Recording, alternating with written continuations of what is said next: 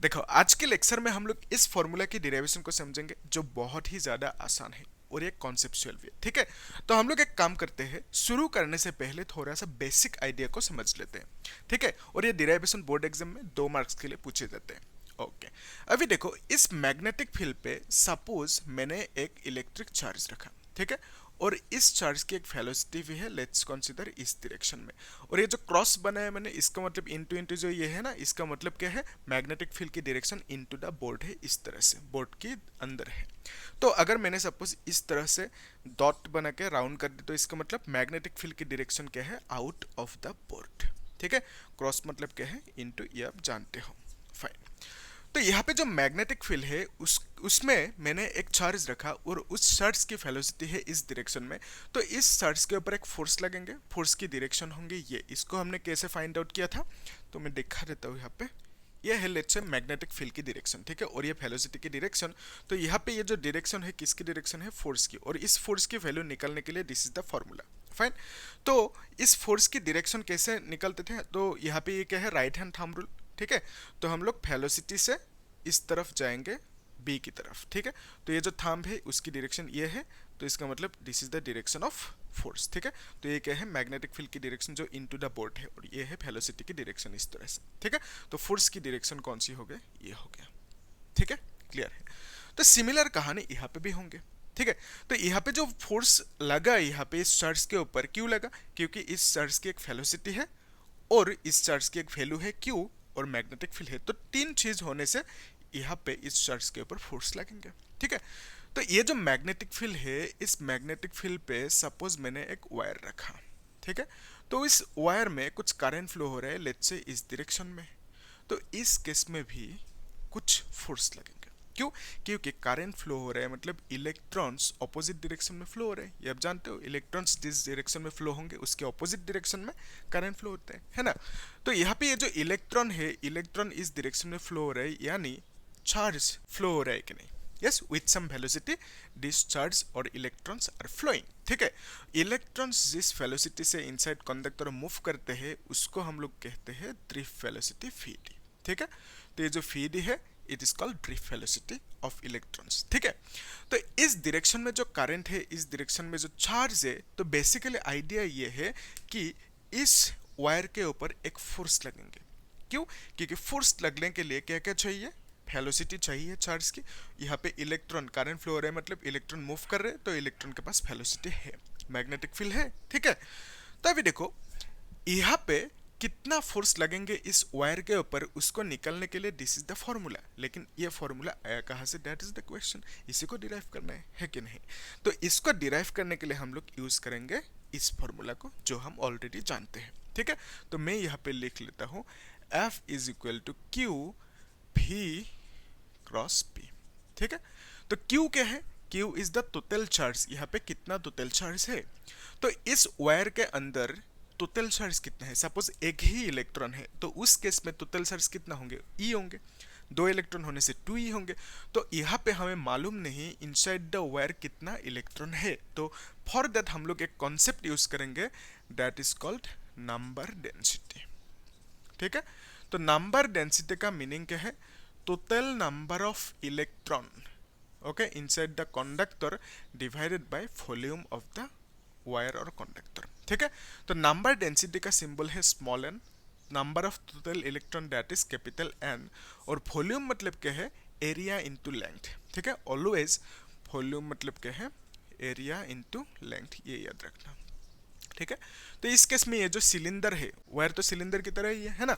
तो इस केस में जो लेंथ होंगे, इस लेंथ को हमने सपोज एल कह दिया। ठीक है, और ये जो एरिया है, इस एरिया को हमने ए कह दिया। ठीक है, तो उस केस में हम लिख सकते हैं ए इंटू एल, और इसको एन लिख सकते हैं। ठीक है, तो total number of electron that is capital N is equal to N A L लिख सकते हैं हम लोग। ठीक है, अभी देखो यहाँ पे टोटल कितना इलेक्ट्रॉन है, एन ए एल।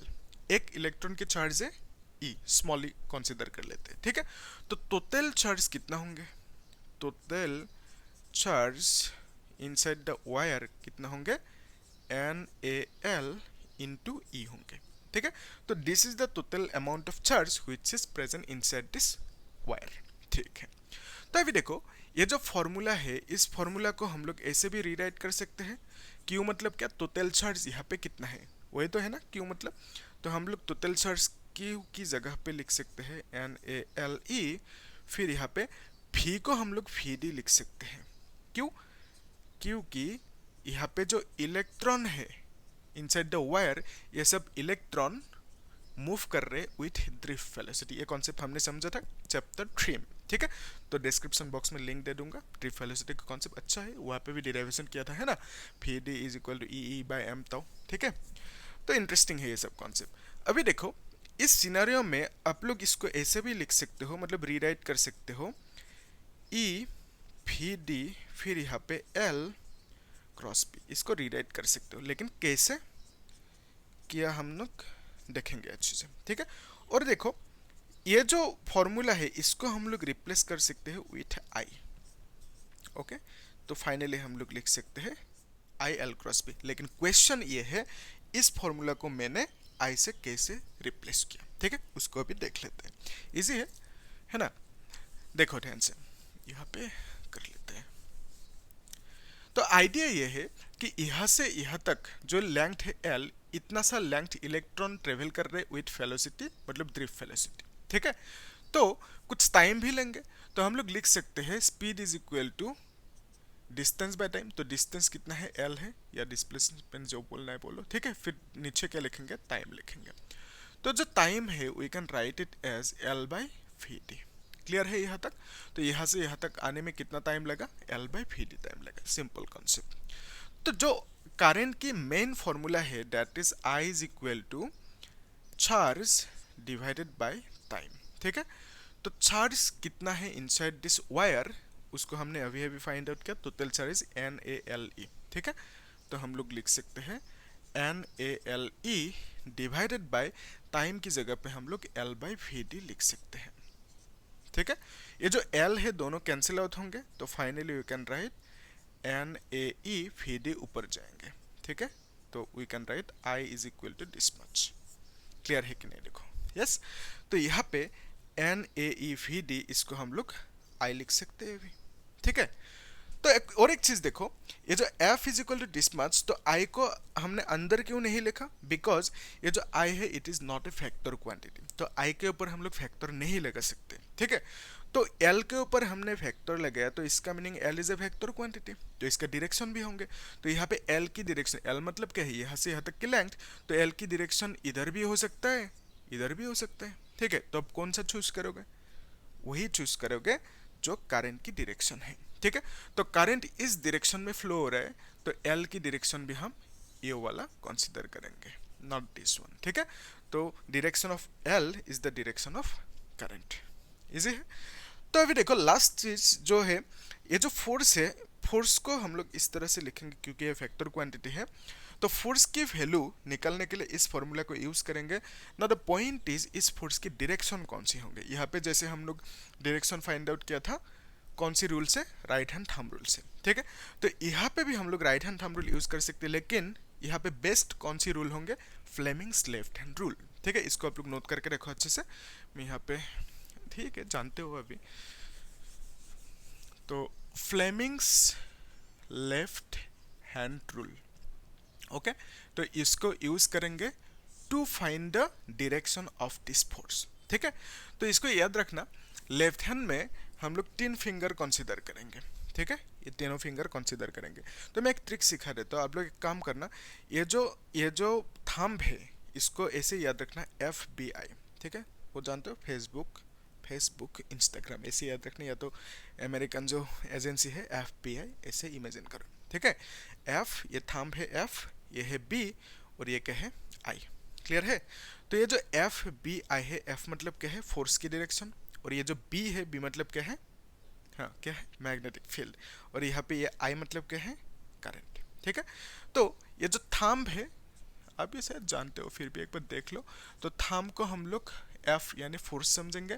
फिर यहाँ पे क्या है, ये 4 फिंगर, ठीक है। तो ये जो 4 फिंगर है, इस 4 फिंगर को हम लोग कंसीडर करेंगे एज मैग्नेटिक फील्ड भी। बाकी ये जो फिंगर है इसको हम लोग कंसीडर करेंगे करंट I। क्लियर है। तो इस सिनेरियो में ये जो वायर है इसको अभी हम लोग और एक सिंप्लीफाइड डायग्राम बना सकते हैं, ठीक है। इस वायर को इतना मोटा ना बनाने से भी होगा, ठीक है। सिंपल आप लोग इस तरह से एक वायर बना दो, करंट की डायरेक्शन ये है, ठीक है। सिंपल रखो डायग्राम को, फाइन। तो अभी देखो इस वायर के ऊपर जो फोर्स लगेंगे उसकी डायरेक्शन निकालने के लिए left hand Fleming rule use करेंगे। फॉर दैट यहाँ पे मैग्नेटिक फील्ड बी की डायरेक्शन कौन सी है, इनटू द बोर्ड, ठीक है। तो इस फिंगर को हम लोग इस तरह से प्लेस करेंगे। तो करंट की direction is showing by this finger, तो ये है करंट की डायरेक्शन, ठीक है। तो देख पा रहे हो ये जो 4 फिंगर है इनटू द बोर्ड है, तो फोर्स की डायरेक्शन कौन सी होंगे, ये होंगे, ठीक है। Thumb is showing the direction of force. तो इस वायर के ऊपर जो फोर्स लगेंगे उसकी डायरेक्शन ये होंगे। क्लियर है कि नहीं, ठीक है। तो यहाँ पे इस फोर्स की डायरेक्शन ये होंगे, उसको हमने फाइंड आउट किया लेफ्ट हैंड फ्लेमिंग रूल से। इजी है। तो हम लोग एक काम करेंगे, इसको अच्छे से नोट करके रखो, कुछ डाउट है तो मुझे पूछना कमेंट सेक्शन में, ठीक है। नेक्स्ट क्लास में हम लोग इसी टॉपिक के ऊपर बेस्ट इंपॉर्टेंट क्वेश्चन सॉल्व करेंगे, ठीक है। This is necessary, important question solve करेंगे। आप लोग भी अच्छे से देखना, फॉलो करना प्लेलिस्ट, मतलब वहाँ पे मैंने क्या किया, हर टॉपिक को समझाने के बाद टॉपिक वाइज बेस्ट क्वेश्चंस भी सॉल्व किया, ठीक है। तो देखना अच्छे से, प्लेलिस्ट में चेक करना, ठीक है। Thank you.